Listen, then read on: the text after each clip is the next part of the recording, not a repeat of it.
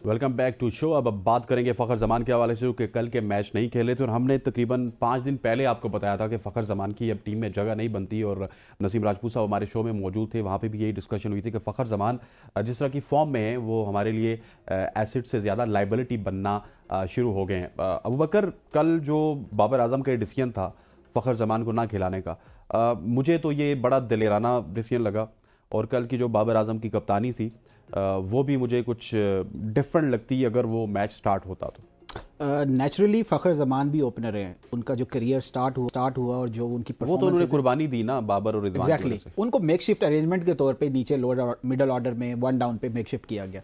अब साइम अयूब भी आपके पास एक ओपनर के तौर पे मौजूद हैं। अब बाबर आजम भी T20s में अपने आप को ओपनर कहलवाते हैं, रिजवान की भी यही सिचुएशन है। तो ऐसे में आप कितने ओपनर्स एक टीम में खिलवा सकते हैं और कितनों की मेकशिफ्ट अरेंजमेंट्स? उस्मान खान भी बेसिकली नेचुरली ओपनर हैं।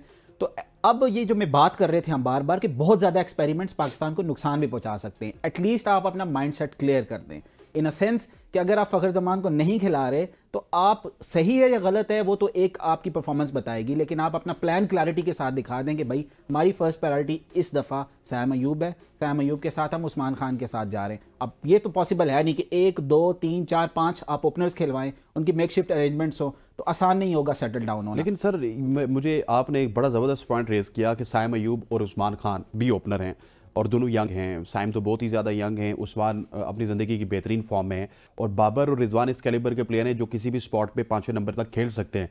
तो इंस्टेड के बाबर और रिजवान को हम ओपनिंग दें, आप साइम अयूब और उस्मान खान से ओपनिंग करवाएं, बाबर को और रिजवान को 3-4 पे एडजस्ट करें। स्नेन, हम बाबर और रिजवान को अब जो हमारा बंच ऑफ प्लेयर्स है, बाबर और रिजवान की जो वेव लेंथ है, अब हम अफोर्ड नहीं कर सकते उन दोनों को एक साथ ओपनर खिलाना।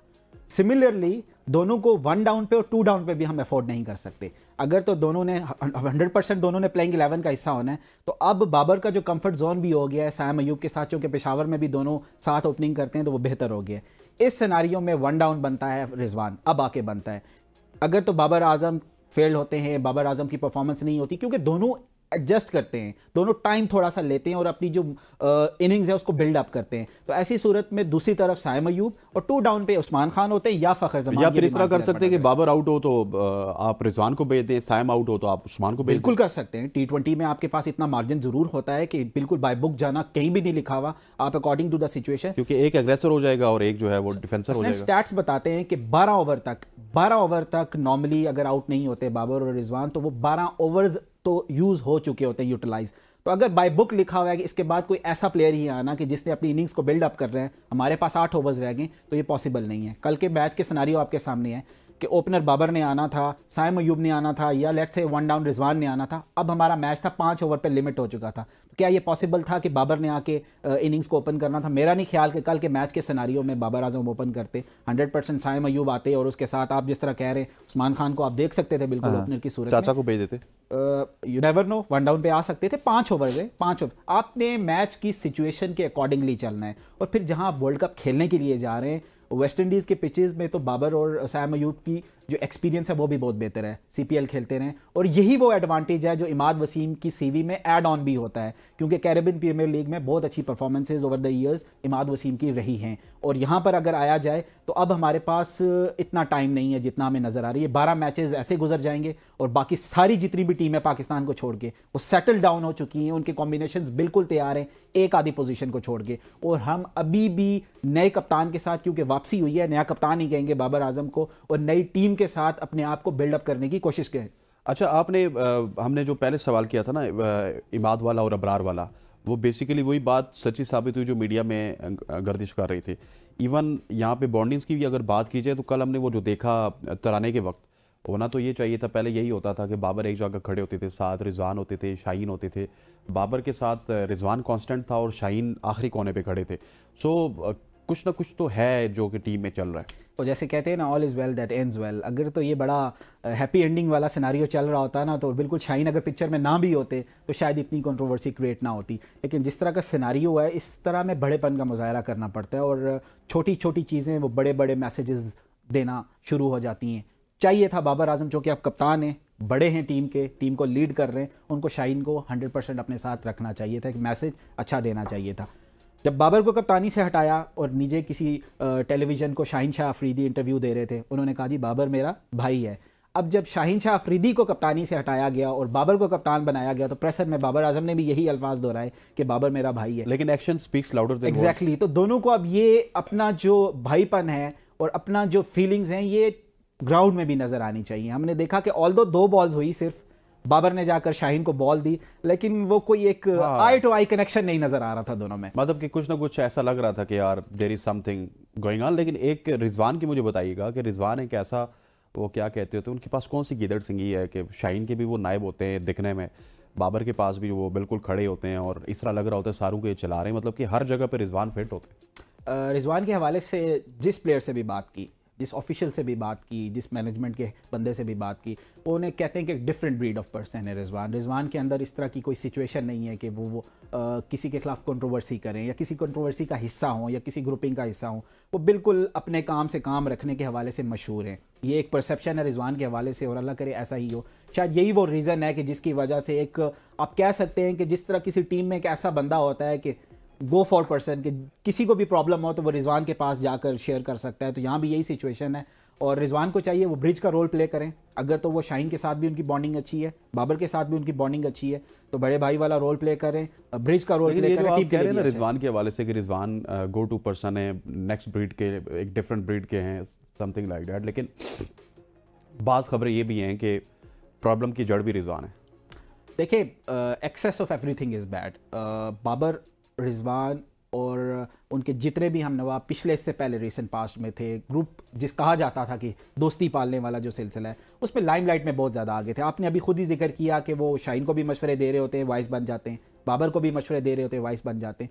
तो बंदा जो बहुत ज़्यादा लाइमलाइट में होता है हसनैन, तो उसके हवाले से क्वेश्चंस भी उतने ज़्यादा रेज होते हैं। आप जब बिल्कुल लो प्रोफाइल होकर चलते हैं तो वो चीज़ें थोड़ा सा साइड लाइन हो जाती हैं। जब आप बहुत मेन स्ट्रीम में आएंगे, बिल्कुल सामने रहेंगे, और हमने देखा कि चूंकि मुल्तान सुल्तान के कैप्टन भी रहे और अब मीडिया भी इस तरह का हो गया है कि आप बैक टू बैक क्वेश्चंस इधर से राइट से लेफ्ट है शाहीन और बाबर के हवाले से, तो कहीं ना कहीं जब आप ज़्यादा बोलते हैं तो कोई गलती आपसे हो जाती है और वो फिर एक्टिंग समटाइम ड्रामा, वो फिर मीडिया की जीनत भी बन जाती है। तो रिजवान को चाहिए कि इन सिचुएशन पे उस तरह प्ले करे जिस तरह की एक परसेप्शन है उनके हवाले से, अच्छी परसेप्शन है उनके हवाले से। ठीक हो गया। अच्छा, थोड़ा सा अब कल के मैच की बात कर लेते हैं। थोड़ा सा हमें वक्त भी बता दीजिएगा कितना बाकी है कल के मैच में। अब क्या नंबर 1 बताइएगा कि बारिश होगी नहीं होगी। जो प्रेडिक्शंस बता रही हैं वो तो यही है कि बारिश नहीं होगी और कल तकरीबन 2 बजे के बाद मैच हो जाएगा। जिस तरह का मौसम है रावलपिंडी में बहुत ज़्यादा प्रेडिक्ट तो नहीं कर सकते, क्योंकि मैच स्टार्ट होने से 15 मिनट पहले बिल्कुल ऑल वाज वेल, बिल्कुल मैच जो है अपने टाइम पे स्टार्ट होने लगा था, लेकिन ऑल ऑफ अ सडन एक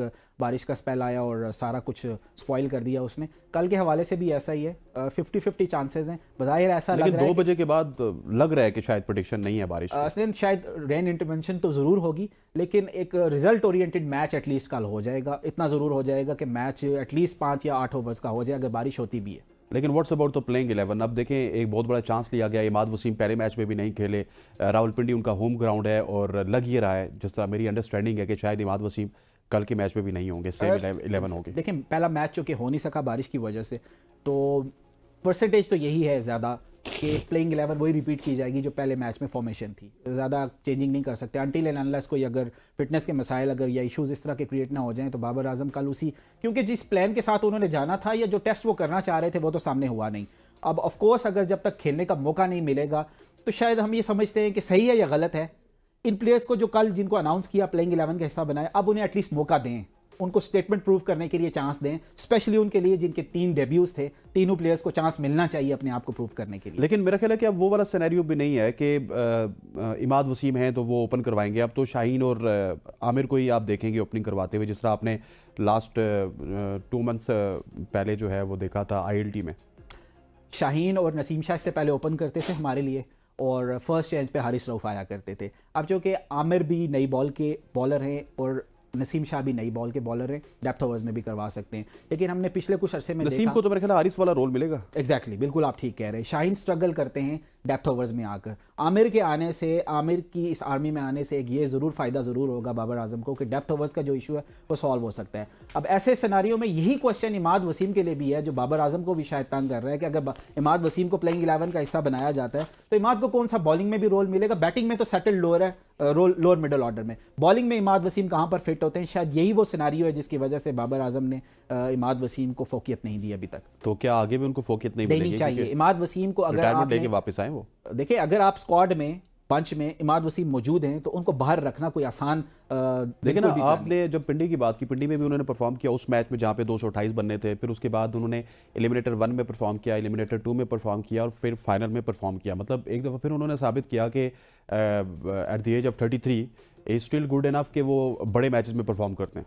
असलैन इमाद जैसा कि आपको पता है बड़ा ऑर्थोडॉक्स किस्म के स्पिनर हैं, कोई रेगुलर स्पिनर नहीं है जिसे आप कह सकते हैं कि कैच के बॉल करवाते हैं, पेस के साथ बीट करते हैं, लाइन और लेंथ पे अबूर है उनको। रावलपिंडी की जो आउटफील्ड है और इस हिसाब बहुत तेज़ है और इसके हवाले से जो बाउंड्रीज हैं वो थोड़ी सी कंपैरेटिवली छोटी हैं, शायद वो चांस नहीं लेना चाह रहे बाबर आजम इमाद वसीम को रख के। On the other hand Abrar का ये है कि मिस्ट्री स्पिनर है, अभी तक न्यूजीलैंड की ये जो प्लेयर्स यहाँ पर आए हैं उन्होंने उनको खेला नहीं है, तो अबरार को एक एडवांटेज है इस हवाले से कि अबरार जो है ना ज़्यादा बेहतर परफॉर्म कर सकते हैं in comparison to Imad Wasim. अब अगर बहुत बहुत शुक्रिया, थैंक यू वेरी मच हो जाने का ख़वातीन और हज़रात। आज के प्रोग्राम से इतना ही। अब उम्मीद कल का मैच रावलपिंडी की आवाम इंजॉय करेगी और कल और परसों में रावलपिंडी में 2 मैचेस है। कल और परसों हमारी ब्रेक है, इंशाल्लाह मंडे को फिर हाजिर होंगे और इन 2 मैचेस के ऊपर तबसरे करेंगे और फिर उसके बाद पाकिस्तान की टीम और न्यूजीलैंड की टीम लाहौर में जाएगी जहां पे अगले 2 मैचेस खेले जाएंगे।